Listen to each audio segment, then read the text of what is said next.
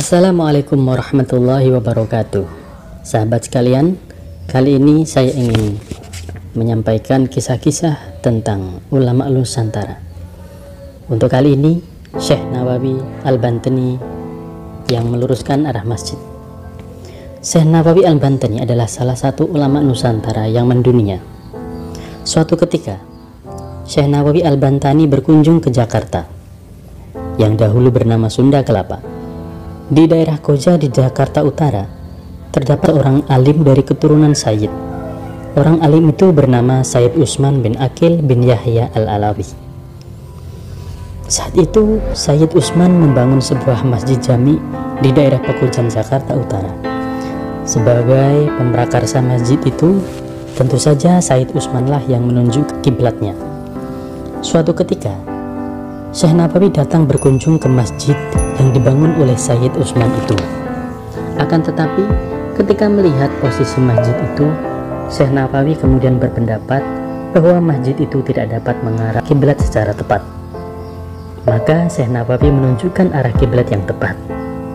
Namun, Sayyid Utsman masih tetap dengan pendiriannya bahwa arah kiblat masjid itu sudah tepat. Masing-masing yakin bahwa arah kiblat sesuai dengan pendapatnya sendiri-sendiri. Saat itulah Syekh Nawawi menarik lengan baju Sayyid Utsman untuk berdiri lebih dekat.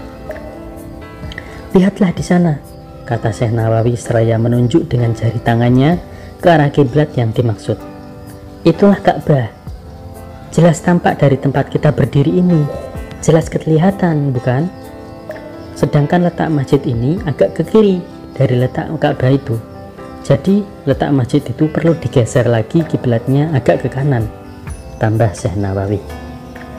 Melihat kenyataan itu, Sayyid Utsman berdiri termangu.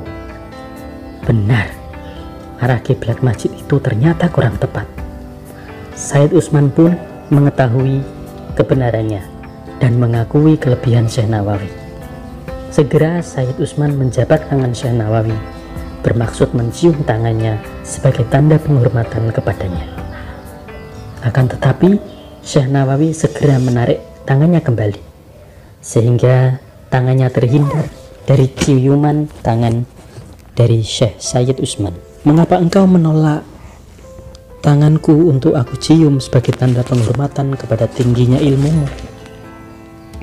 Engkau kan telah mendapatkan sebutan dari Rasulullah sebagai pewaris para nabi."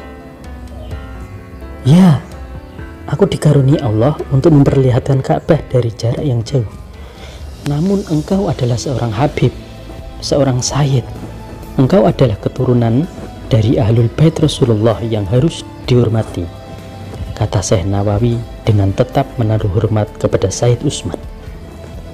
"Aku tak berani tanganku dicium oleh zuriat Rasulullah," Syekh Nawawi meneruskan.